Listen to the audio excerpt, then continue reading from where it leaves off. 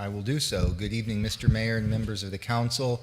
Obviously, a key part of the recently completed investigation into the police overtime issue was that involving loggers, which is our employees' retirement system.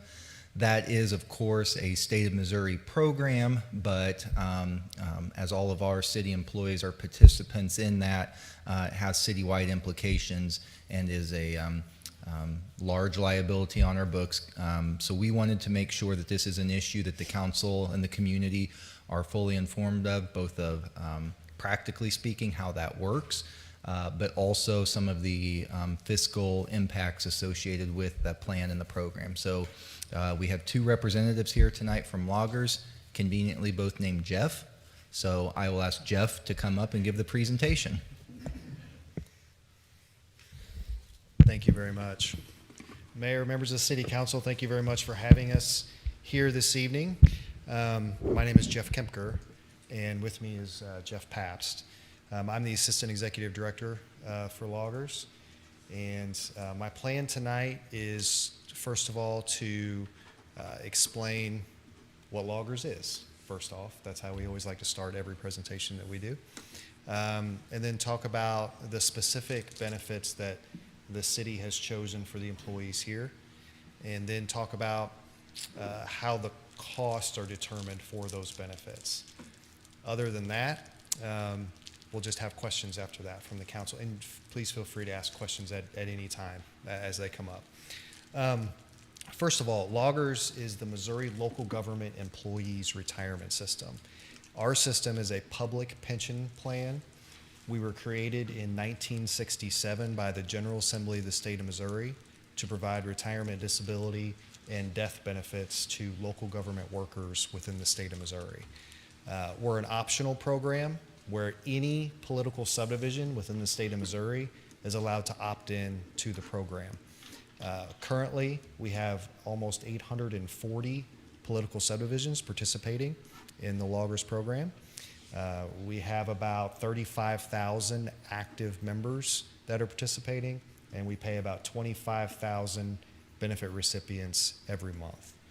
Total assets under management at this point are right around $10 billion, and we are the stewards for our members, where we invest their funds in a fiscally responsible manner in order to produce the highest returns for our members. So we are a trust fund.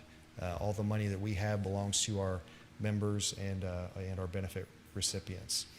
So that's what Loggers is. A lot of people say, well, Loggers is a state plan, and I guess that may be true. I'm not a state employee. Jeff's not a state employee. We were created by the General Assembly, but we are legally separate and fiscally independent from the state of Missouri. So what that means is we don't receive any funding from the state. All the funding for the benefits comes from our employers' contributions that they pay for their employees, what the employees pay for their benefits, and the investment return of the system. The investment return of the system is by far our largest source of funding, at about 65 to 70%, depending on what period that you look at. One unique thing about Loggers that I wanted to make sure the council understands tonight is that we are what you call an agent multiple employer pension plan.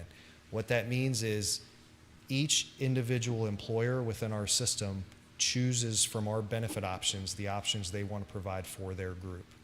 So essentially within Loggers, we have almost 840 different individual units.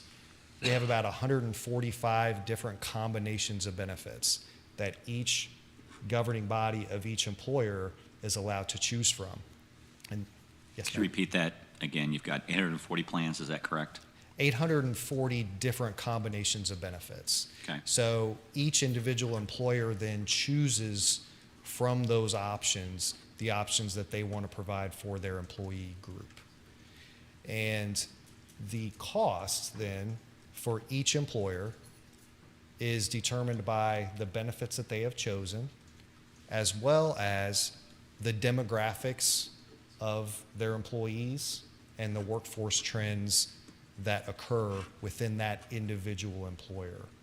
Now, many of our employers, like City of Independence, have multiple what we call departments within loggers, but multiple units that each have their own cost that is specific for that unit. So in Independence, you don't pay one rate for all of your employees.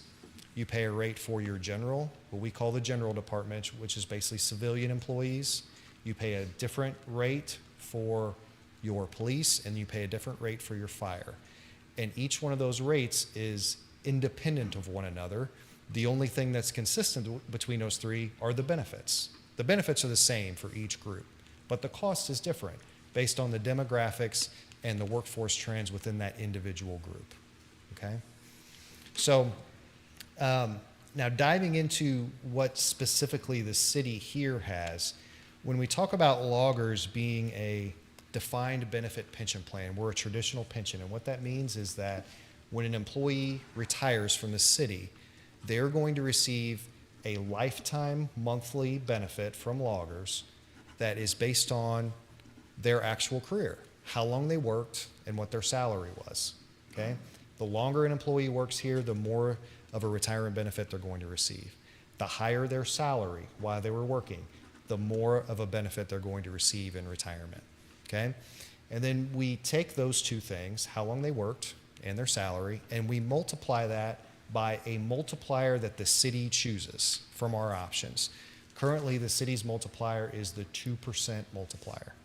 Okay? That's what the city has chosen at this point. That was elected in 2009. So basically, if we're going to calculate an employee's benefit, we take 2% times their salary times their service. How long did they work here? And that's how we arrive at their benefit. So for example, easiest way to explain this is you have somebody that works here for 25 years and they retire.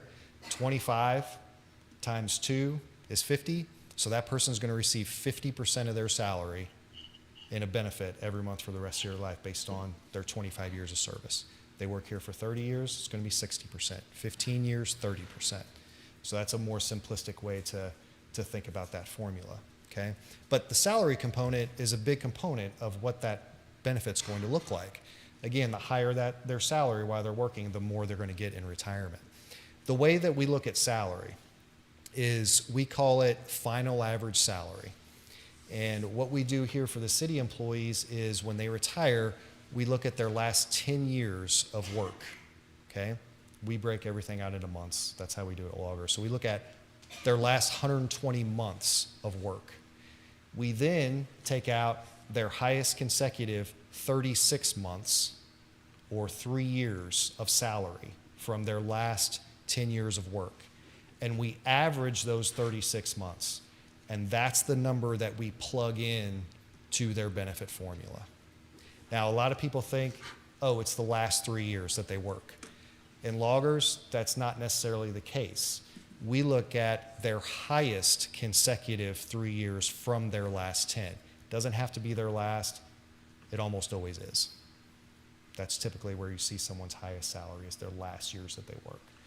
So again, salary does play a big role in what that benefit is going to be and ultimately what the cost is for the city.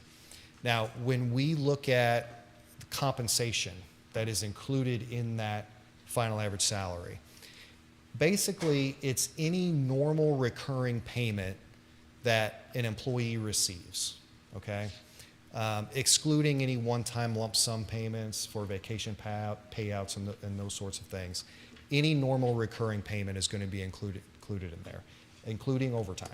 So that is something that would be included in that benefit calculation and would enhance the benefit they're going to receive in a retirement if there's more overtime in those last 3 years than we would expect. Okay? Are there any questions so far? Looks like we're good. Okay. Proceed, Jeff. Okay, thank you. So I think what I'd like to do now is just talk a little bit about the city's costs for the loggers program and why they are where they are at this point. And I think there's a lot of different factors at play here. And overall, I would say the main overarching factor are things that are very specific workforce trends that have occurred here at the city, okay? Especially in the general or civilian department and in the police department. I think it started for one thing I should say before I go too much further is that if your contribution rate in loggers is based on payroll for each individual unit. So when I'm talking about these rates, I'm talking about percentages of your payroll. State law caps the amount that those rates can increase at 1% of payroll per year. So they cannot increase more than 1% per year, okay? That's a good thing for a lot of governments in helping you budget for the future. When the city's rates really started hitting that 1% cap on a consistent basis was beginning in 2010. The city decided to enhance benefits in 2009, okay, going up to that 2% multiplier. At the same time, it also required the employees to help fund the benefit. So previously, the employees were contributing zero to loggers. The city was making all the contributions. At that time, the city decided, well, we're going to enhance benefits, but we're going to ask the employees to help pay for it, okay? So the employees at that point began paying in 4% of their pay into loggers, which they're still doing today. Well, the way that this enhancement was timed, the city received numbers for this enhancement pre-market decline of 2008, okay? So all of the discussions that were had, the negotiations that were had for this enhancement were based on numbers before September, October of 2008, okay? Well, by the time the city got around to making the decision and talking to all the groups it needed to talk to, October, September 2008 had already occurred, okay? So the city went ahead and decided to make the enhancement in November of 2009. So the city's contribution rates were already projected to increase between 4.5% and 5.5% without the enhancement, based on what happened just based on the market decline. Well, if you couple that with the enhancement made at the same time, it kind of pushed that out a little further. So that kind of started it. In 2011, Loggers Board decided to change some of our assumptions or some of the actuarial things behind the scenes.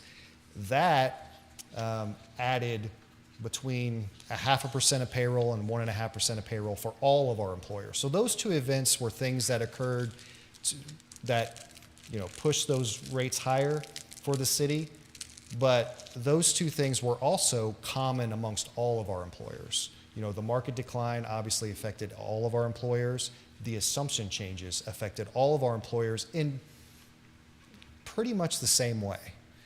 The other things that have happened over the years that are unique to this city. Number one, in a lot of years, what we've seen is total payroll of the city has declined. And that's largely due to headcount. Okay, so if you look at the number of employees that you have in the general department and the police department, those have declined over the years. Fire department has stayed about the same. Now, why does that increase your contribution rate? Well, as I said earlier, your contribution rate is a percentage of payroll, okay? If overall payroll is declining, that means we have to increase your contribution rate so we have the same amount or more money being paid into the fund to pay off the liability, because now we have a lesser payroll to apply that payroll contribution to. So we have to increase it so we make sure we're funding the benefits properly. At the same time, you have total overall payroll shrinkage. You have individual payroll increases that are higher than we expect them to be over time. And so you have those two dynamics going on where overall payroll is shrinking, so we have to increase the contribution rate. At the same time, people are retiring with higher salaries than we expect, and therefore we have to increase the contribution rate because of that as well. All of this is happening with that 1% cap in place, okay? So every year, the city's contribution rate can only go up 1% of payroll. Well, that hasn't been enough.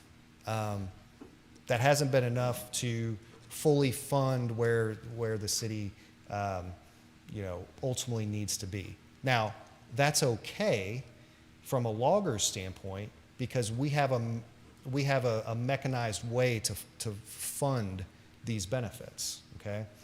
And if we keep going in the direction we're going, eventually that uncapped rate, what we call an uncapped rate is what you should be paying if there wasn't the 1% cap and what you actually are paying, are going to equal each other. And at that point, you're going to see the contribution rates are going to level off and even start to decline. We expect to start seeing this around 2029 for the city, okay? 2029 is when we hit the end of our 15-year amortization period, and you should start to see contribution rates leveling off or declining around that point, if all of the other actuarial assumptions are closer to what's actually happening at the city. As you go further out from 2029, you should continue to expect to see contribution rates declining as those liabilities are being funded. And so the portion of your contribution that's going towards paying off the unfunded liability is getting smaller as those unfunded liabilities are getting smaller as you progress towards being 100% funded, when the assets that the city has on hand in loggers equal your liabilities. So there is a bright spot here, I think, regarding this. There is light at the end of the tunnel in looking at, where your costs are now compared to where they're expected to be in the future. Any questions? Mr. Mayor, Please proceed. what's the primary factors that occur in 2029? The primary factor is one of the assumption changes that we made in 2011 that I mentioned had an impact on all of our employers' costs was we decided to close our amortization periods. And what I mean by that is the city, all of our employers that have an unfunded liability, you pay that off over time by a function of your contributions, your payroll contributions, okay? Well, before, those were always on more of an open amortization period where they basically get re-amortized every year and, 30 years out, okay? So every year they get 30 years out. So essentially, you're not making as quick of progress on that liability as you should be. What we decided to do in 2011 was close all of our amortization periods, and the initial one that you guys had, so for your initial liability, was starting in 2012, was put on a closed 15-year amortization. So in 2029, that will be fully funded, and that's the largest part of your unfunded liability for your general and your police departments. Once that part gets knocked off, paid off, you start to see your contribution rate go the other way. So, Mr. Mayor, Please proceed. can I ask a question to Mr. Walker? Certainly proceed. And maybe, Jeff, I've seen you at the loggers lunches, and maybe Mr. Walker's the right one for this. So what in like I like to say, explain it like I'm 5. What are we looking at, or what are the recommendations? Or if you're not ready to give specifics, what's a ballpark? What do we do to address this increased cost? Well, I don't have the specific strategies to line out for you tonight. Unfortunately, I probably got more, headaches to frame for you than I do solutions. But again, as Jeff has said, We all forgot your last name, Jeff. Sorry. It's okay. So sorry. It's okay. We've got the three divisions, right? Our civilians, our police, and our fire. And, a lot of those employees fall within the city's general fund where we've got that scarce competition for resources. The challenge, all of the things that we have to juggle to bring you a balanced budget, this is another competing priority in there, along with the increasing costs of health insurance, with the public transit that will no longer have the federal subsidy after this year. Council priorities like code enforcement and dangerous building demolition, just keeping up with salaries and benefits to remain, at or above market rate, as we compete for human resource talent. So this is part of why we wanted to bring this conversation to you, is this is a very real issue that we are going to have to try to close that gap on over the next 9 to 10 years until we reach that leveling off point where that shortfall has been settled and satisfied. But surviving to that point, and I use that term very deliberately, surviving to that point is going to be very challenging. And maybe to be very direct and tie this all together, it's not that we want to take away a benefit from somebody or, try to operate on the cheap. It's that we are trying to provide all of the services that this city rightfully expects and deserves while competing with the fiscal impact of providing all of these services. So this is another major boulder that we have to navigate around to satisfy our constitutional mandate for a balanced budget each year. That's the challenge that we'll have between now and next May when I submit the next annual operating budget. But as you can see from Jeff's numbers, we have a very real issue even at 1%, you're looking at 9 or 10% over the next decade of increased costs. Jeff, thank you, Mr. Walker. Jeff, did the numbers in your actuary numbers and predictions, does that include, how recent is that? How current is that? It's as of the most recent annual actuarial evaluation that we do every year. So it's February 28th, 2022. So even then, it's mostly the inflation that we've experienced. Some of it. It'd be the inflation since March till now. I'm not a math person, not like an actuary by any stretch. I'm guessing you probably aren't either, because I know that's a whole nother, yeah. But it does take into consideration, I would think, the value of money. In other words, inflation might have some effect on, or long-term predicted value. So the way that inflation would impact the city directly, I would say more so how the markets are reacting to inflation. And what I mean by that is one of the major assumptions that goes into calculating the cost for our employers is the return that loggers expects to receive on our investments. And the return that we expect to receive every year is 7%. Okay?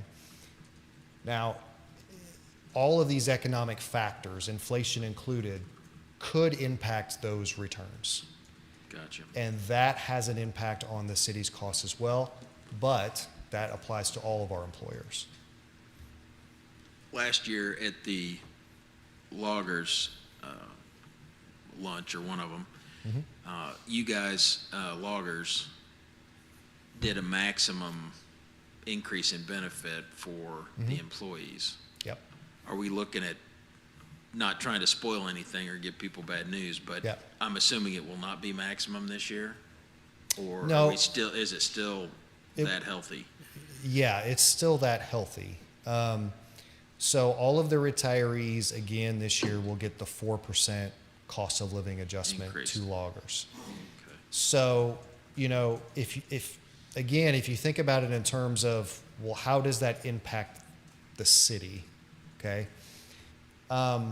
Short term, we don't see impacts to our employers based on those numbers, okay?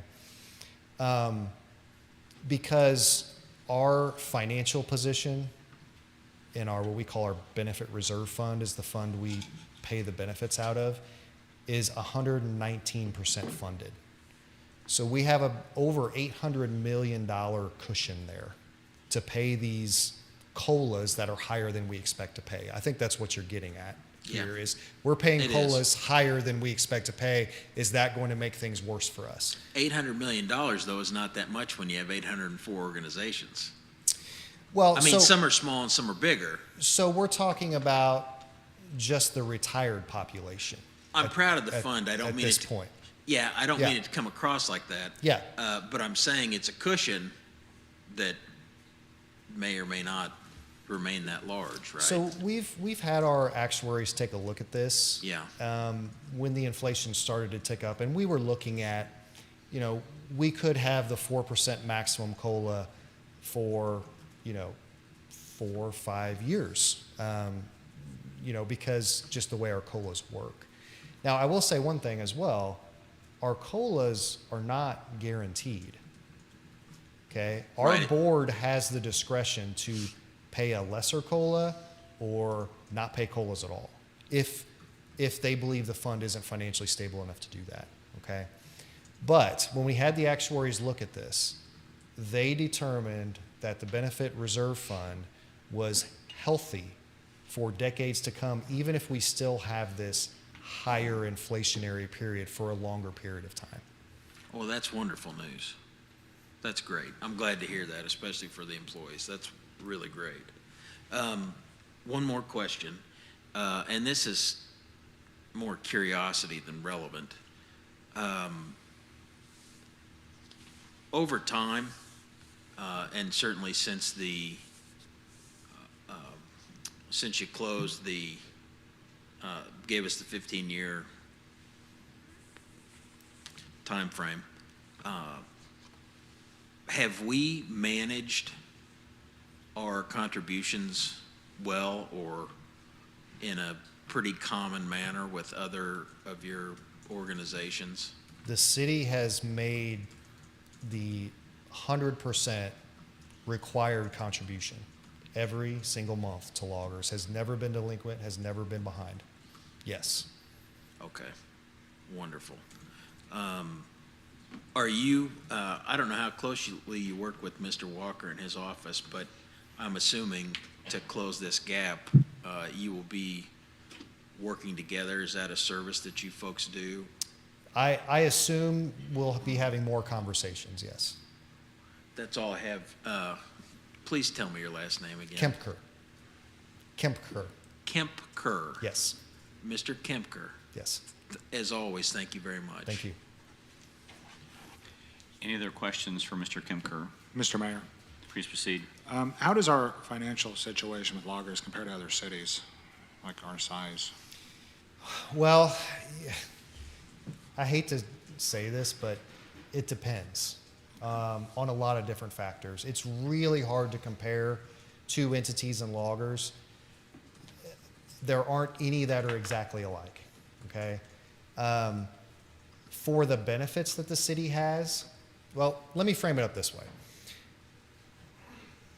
Look at your fire department, okay, in loggers. That would be more of what we would typically see with other cities that would have your same benefit levels, roughly the same, not the same size, because Independence is the largest employer that we have in loggers. But if you look at other Columbia, Jeff City, Lee Summit, some of these, Springfield, they basically all have the same benefit levels you guys do. So if you look at your fire department and you look at what you're paying for your fire department, I would say that's right in line with all these other cities. That looks about right.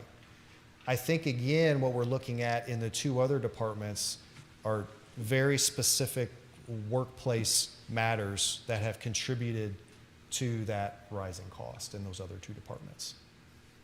Okay, one more question. This is kind of out there, but ever since I've been on the city council, I hear people say that we should possibly sell Independence Power and Light. What would our liability be if something like that would actually happen to the pension plan? Well, I can't really answer that. I could just say that basically the way that loggers would look at that is, I mean, obviously your payroll and your headcount would decline substantially. It would have an impact on the cost. All of those benefits that everyone had earned up until that point, they would keep. So it's not like those liabilities would go to zero for those people. They would keep the benefits that they earned. But, you know, getting really specific on that, I can't. Really. That's all right. Thank you. Yep. Thank you. Couple things. One, looking at the projected contributions on the slides that were given to us, am I reading this correctly under slide 4 on the total dollar amount? About 2029-ish, we're looking at $22 million, $22.4 million. Is that our combined contribution? Yeah, the city put these numbers together based on the actuarial report, but yes, that's accurate if you add those three departments together. In 1 year? 1 year contribution. Okay. Yeah. So you can Just see the just current making current contribution now, all the way to the left in 2022. Right. Yeah. And then, you know, you basically have here a 20-year projection on what that's expected to look like. Right, I just want to make sure I'm following that line, those numbers and dates out. So thank you for that clarification. Councilman Stewart was talking about IPL and the possibilities, or possibilities thought long-term effects on selling that entity. So I guess that goes to more of a question, if I may, Mr. Mayor, to the city manager. There are some big discussions that need to take place with the history and also with them going forward into the future with our power and light for a whole host of reasons. And I haven't personally thought about what the long-term longevity for contributions to loggers or retirement, healthcare, all of that. So that's a big part of the box and picture that we're looking at here overall in the city. But more specifically, have we ever looked to see what the possibilities and benefits and what that would look like if IPL was to be looked at as an asset to be sold on the market? Is there any type of information that the city could help digest to see long-term contributions to our healthcare, long-term contributions to loggers, and just in general payroll and business-like manner out there? Have we looked at what that? There's a lot going on in my head here, so I'm trying to work through it in a study session to pose these questions. Yeah, it's complicated stuff, so I don't have any issue with that. So we've not done that level or kind of analysis because that's not been a formal issue, and I want to make that clear for the council, the community, the employees. That's not a formal issue that's been proposed or the staff's been asked to look at or contemplate. I'm sure you all get flyers in your mailbox about we want to buy your house and this is, you know, what we give you for that. We receive those kind of unsolicited flyers in our mailbox, for lack of a better term, about if you were to sell your electric utility, we could get you this. For your water utility, we could get you that. You know, we get a lot of unsolicited information to the city. So we've had that kind of stuff, but I couldn't tell you the value or validity of that stuff because, again, it's not where we've sat down with a actuarial and a financial planner and other consultants to work through the assets and liabilities and start calculating and be able to provide you with a well-rationed, intelligent answer about what it would cost to, or what kind of return would be associated with that. We've not put any kind of mental or physical capacity into that. Mr. Mayor, if I may continue, this doesn't need to be the night that we hash Sure, that out by sure, any yeah. stretch, but Councilman Sturgis brings up that, Yeah, that idea absolutely. that it really strike hold when we're looking at some of these numbers that we're looking at for our contribution, that is an entity as well as all of our other departments and stuff that we have to evaluate. And perhaps at another time, the council may contemplate and think about, because as I'm thinking now, there hasn't been any of the evaluations that you have said. We always look at generation or non-generation, or I think at some point we need to have all the cards on the table to fully evaluate. I would agree, and particularly, again, if I can, Mr. Mayor, elevate it back up to that 30,000-foot view to you, Councilmember Perkins, you were referencing that here in a few years we'll be at $22 million combined that we're contributing in a $330 million budget. Obviously, that is 15% of our total city expenditures going towards one program. And so that is why when we are doing annual budget or doing wage negotiations, we try to run the 5-year financial forecast on, yeah, it's easy to talk about here's a 2% increase right now, but what is that going to mean going forward for our loggers' contribution, plus the multipliers of overtime and holiday pay and other special kind of pay. It's why we become much more thoughtful about mutual aid with Independence Power and Light, whereas before they might be asked and would positively respond to going out of country to provide mutual aid. We try to be much more regional in our thinking about that to contain the cost, because these have very real fiscal impacts on the numbers you're seeing here tonight, and compete and draw away the resources from your everyday basic services. Agreed, and that's why I had to ask if that projected contribution was what I thought it was. Yeah. Anyone else other questions? Anyone else other questions? Mr. Mayor, one more thing for Mr. Walker. Okay. I don't know if this is reasonable.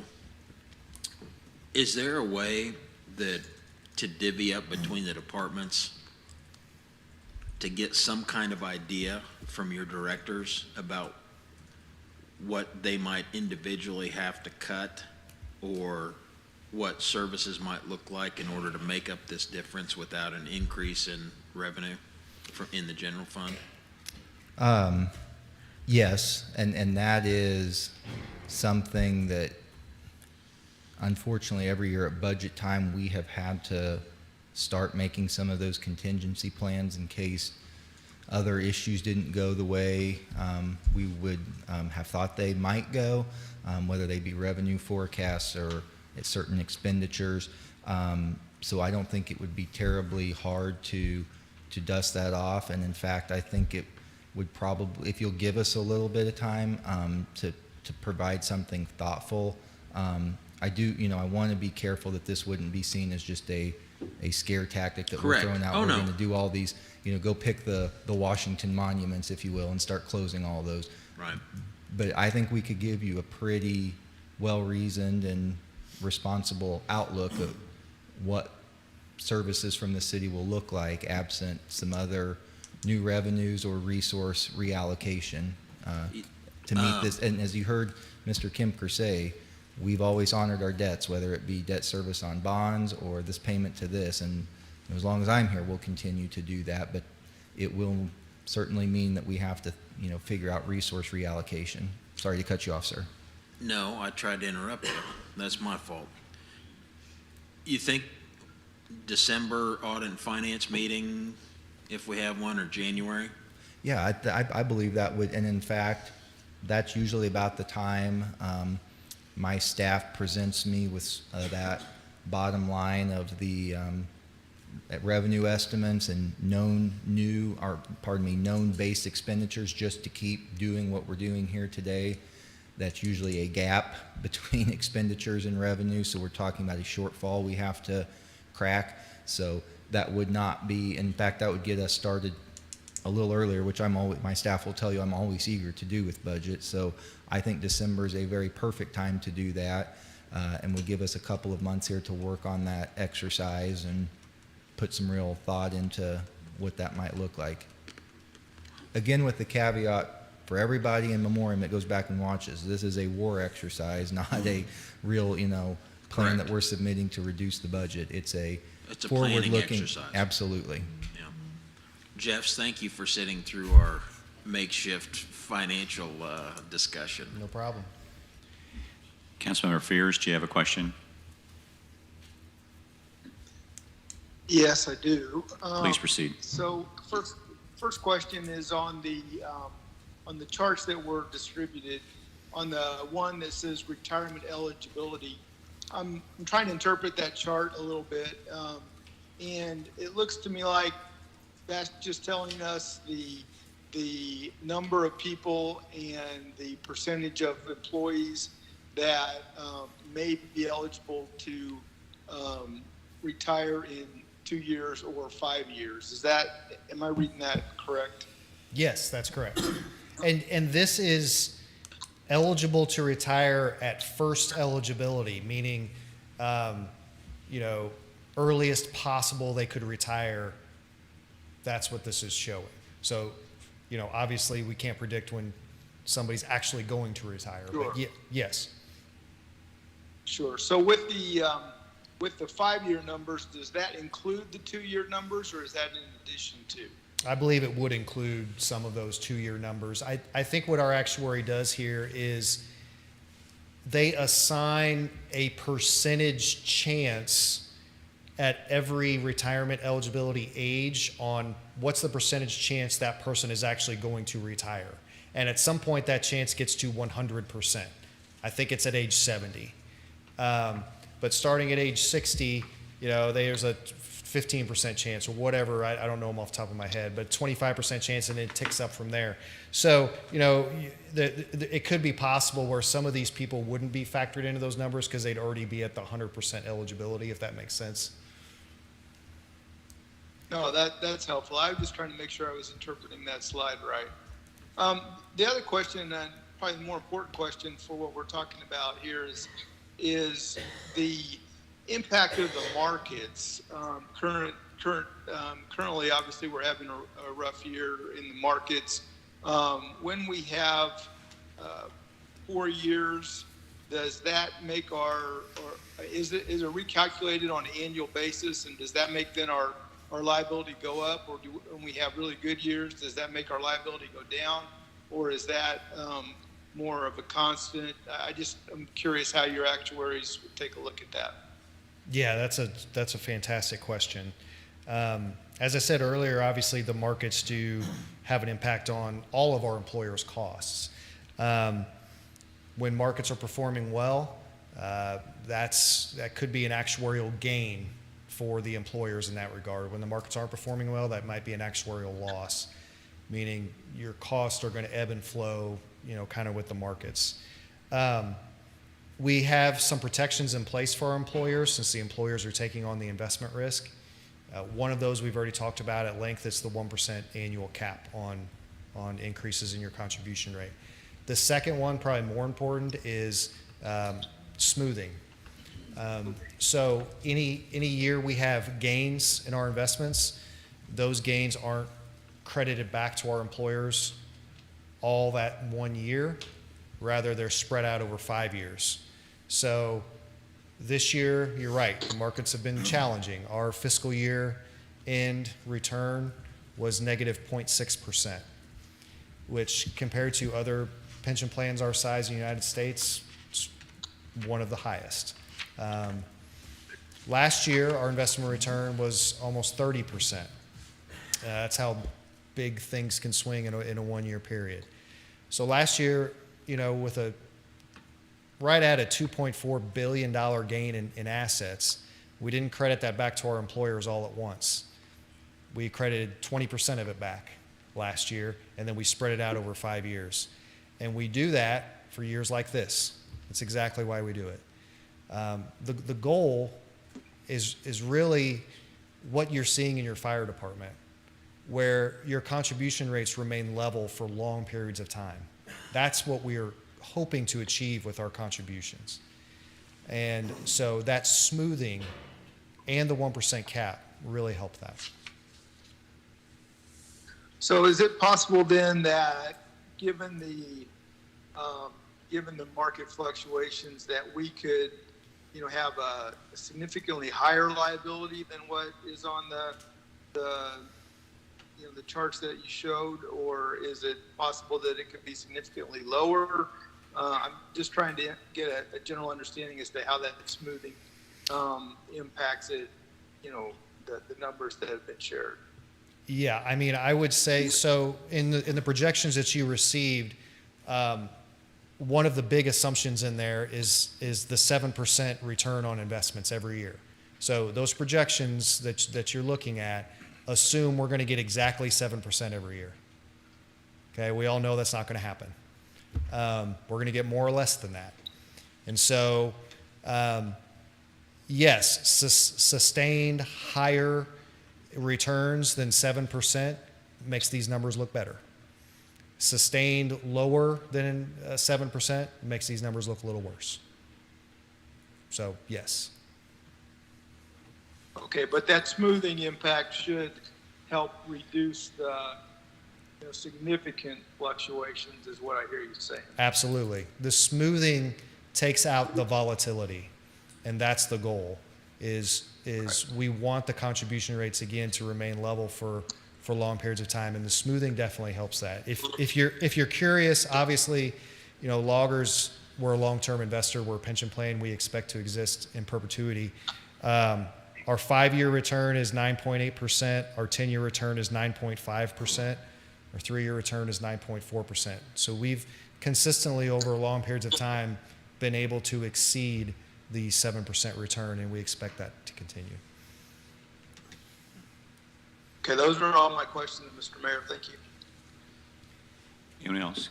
Mr. Mayor. Councilor. I have just one, just out of curiosity. How big is the portfolio that you're managing? It's for just over $10 billion. It's a lot.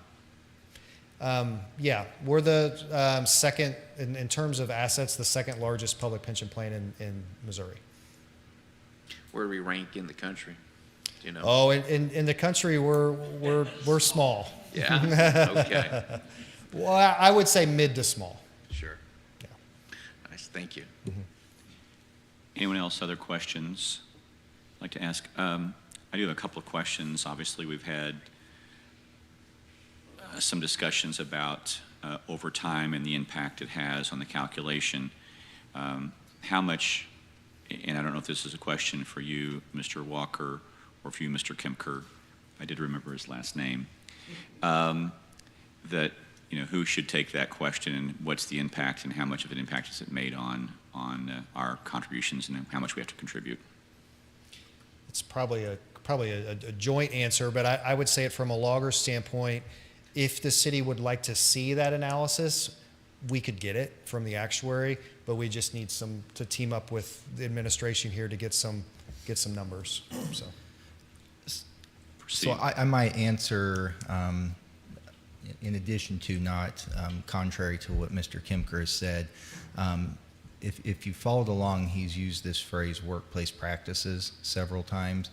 And if I could be a little more direct to you and the constituents you represent, what he's really talking about is the way we've calculated overtime over the years, the way we've, like I mentioned, allowed the out-of-country mutual aid storm restoration trips, things of that nature that have created a higher than expected, his terms, obligation liability going forward.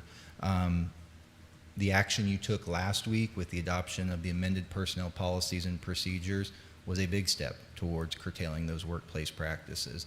The directive you gave us in the approval of the resolution 6811 to make this a priority in future bargaining agreements, that was a big step forward. So these are the things that will, over time, put us more on par with our peers in the marketplace and address some of those workplace practices. So my suspicion, and please correct me if I'm wrong, is that one incident in and of itself is probably a drop in a bucket, but it is the cumulative totality of what has happened over the years in regard to some of those administrative decisions that has put you where you find yourself now, the next 9 years that we need to get through, and manage those so we don't create the future incline in the graph moving forward. Fair to say? Absolutely. If I can, Mr. Kempker, I don't know if other cities, you know the events I'm talking about, right? Mm-hmm. Okay. So have you had that happen with other cities, or if they had policies in place that people were not able to do that? So kind of what's your history, and then what did other city councils, or because you obviously represent counties too, but other elected officials, oversights, kind of you can give me an idea of what they did and how they went about it. I'd be helpful, best practice, things like that. Sure. So I've been with Lawers almost 20 years, and the overtime issue as it affects pension costs, I've only ever known it to become a serious issue at one other employer. And so at that time, that employer did exactly what the city is doing now in looking at the policies and attempting to amend those things going forward. So that on a going forward basis, we can see the liabilities start to turn the other way, the contribution rates start to level off, we get to the uncapped rate faster. That's what they did. The specifics behind that, I'm not sure. We left that to them, but that's the only other instance that I know of. Well, if you could, afterwards, maybe you would share with me privately who that institution was or that body was, and then we can reach out to them and say what were their practices. I suspect they're probably doing the same thing that we are, but I'd like to verify that. I hate making a request on my own, but I'm going to do this as long as there's no objection from anyone here. I would like to see, that kind of a projection from your actuaries to see what impact it's had on our city and what impact it would have if we didn't. Well, that's probably an unfair question. What the impact would be going forward if we hadn't changed the policy compared to what it would going forward if we had changed the policy. And of course, that's some assumptions that the city manager would have to make and things like that. But and I want to be appropriate here. I don't know if the question should go to Mr. City Manager or to yourself, Mr. Kempker, to ask to initiate that kind of work, and if there'd be any fee involved with it or things like that to do it. But I think it'd be helpful for this body to know what that level of expense is and how much has been impacted by the policies we have in the city. Mr. Mayor, Please. I'd say that's probably most appropriate for Mr. Walker. But Okay. Mr. Kempker said he would work together to provide resources, so. If the two of you, you know the question I'm asking. Sir, I've made a note here, and we'll be happy to work with them to get the appropriate data and then provide that report back to the governing body. And if you can have that done by 8 a.m., I'd be grateful. Well, as I mentioned earlier, Apparently that won't be done, so we'll give you 8:30. since I'm not an actuary, as I outlined earlier, I might need a little more time than that. I'm just teasing. We'll be accommodating. But I think it's important for citizens to know, and they certainly have that question because it's been a very, very hot issue in this city for quite some time over the last year.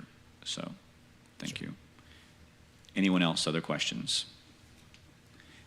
Hearing none, Mr. City Manager, anything else you want to add to it? Nothing further. I want to thank the Jeffs for coming over from Jeff City tonight, and we'll be happy to provide the follow-up information the council's asked for. I do have one other question. Does everyone that worked for loggers have the first name of Jeff? No, just us. Just the two of you? Okay. Just wanted to check. I didn't know if it was something you have to hire Jeff in Jeff City to work for We loggers. just say our names are Jeff just to make it easier for everyone. Thank you very much. Thank you. One other question. Sure. Could you legally change your last names to Jeff so it's much easier for Mr. Hobart? Perhaps, yes. I do Thank need you. that help these days, yes. Thank you. Anyone else? All right. Thank you all very Thank much. you. Thank you. Next thing on the agenda is board reports and commissions, if I'm correct, Madam City Clerk. That is correct.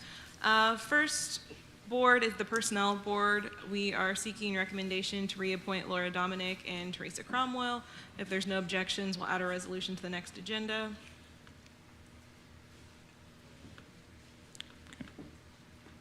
Nope, I don't see any objections, so we'll proceed.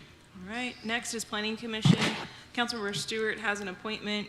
He's recommending appointing Lori Dean Wiley. If there's no objections, we'll add a resolution to the next agenda. Okay, sounds good. All right, next is the Charter Commission. We are coming up on our deadline for that to make the appointments. Initially, the deadline was for October 3rd. Just wanting to check the temperature on this to see if we are going to be prepared to put these on the agenda for October 3rd and how we want to go about doing that. Any suggestions? Should I just give an update, or go ahead? Yeah, did we get everybody's, Mr. Mayor, did we get everybody's picks? Are all the people in? Yes, we have all of the recommendations in. Right, and would this be going outside the bounds of the sunshine and the notification of this meeting for me to go into details of this? No, I don't think so. This was on the agenda as part of my board report. Okay, I want to be very, very careful with that. But anyway, with that being said, I'll give everyone here an update. I know Councilmember Stewart, you and I talked on Friday about that. Excuse me. And basically what we're thinking about doing, and with everyone is good with this, is doing it electronically. Someone's phone's talking to us. Where is it, your tablet? Nothing like having Siri interrupt a meeting. But anyway, what we're thinking about is doing electronically. We can do the first tranche where everyone has selected theirs. We would vote on each council member's selections. If I'm correct, Madam City Clerk, we could do that in one electronic device. Once we have all of those selected, the remaining pool would go back into a pool, and then we would then rank choice those, and that would in fact, that ranked choice voting would in fact cover the remaining 2 members of the, if my calculations are correct. And so we can do that ASAP. If we do that ASAP, we've got the deadline is Thursday, am I correct? That is correct. So if we could get that out and running tomorrow. Well, Mr. Councilmember Fears, pardon me, Mr. Yes. Mayor. I don't know if he'll have good access to, that's my only concern. Yeah, Councilmember Fears, can you still hear us? Yes, can. And the answer to your question is I don't know if I'll have access. I had a hard time connecting up a couple of times this evening. You know, I'm basically subject to the Wi-Fi on the ship that I'm on, and so I would prefer to wait till I get back if we could do that on Monday. I agree, or maybe we can just extend it 1 week, Mr. Mayor, just to make sure that. Any objections? So if we extend it 1 week, we could have it, started next Monday, and then have it done sometime that week, and then we would have the next official city council meeting would be October 17th, and we could make the announcement of the appointments at that point. If I'm hearing correctly. I think that sounds good if that's doable. Does that sound reasonable? How does that work, Councilmember Fears? Well, I guess that's fine. I hate to delay that process. I know that at some point I will have email access, but is there a way to do that? Once I get back to land and can do that so that we could then announce it on Monday night. I mean, how Councilmember Fears, in terms of the second tranche process, and so I will be back in town on Sunday, and Councilmember I don't Fears. know how long it will take. So, Councilmember Yes. Fears. His internet's not working on that way. It's not. My point is, I was going to mention that it's been 30 years almost. I think another 10 or 12 days won't hurt us probably. As long as there was an agreement, I'm good with that. Very good. All right, excellent. Anything else? He just cut out. One more. Okay. So at the last council meeting, 2 new commissions were created, one for the NFL draft and one for FIFA. We are going to need to come up with a strategy for how the council is recommending making appointments to those 2 commissions. I would almost be willing to allow the chair to do that, if that's no disagreement from anyone here. Mr. Mayor, I was Yes. actually getting ready to say the same thing. Very good. It is good that like minds think alike. Anyone else? Very good. With that being said, that'll be how we proceed, and go ahead. Sorry, just to be clear, so you're wanting the recommendations for the full board to come from the chair of the committees? Yes. Okay, perfect. Is that fair with everyone here? Okay. Very good. Anything else? With that being said, we'll call this meeting adjourned.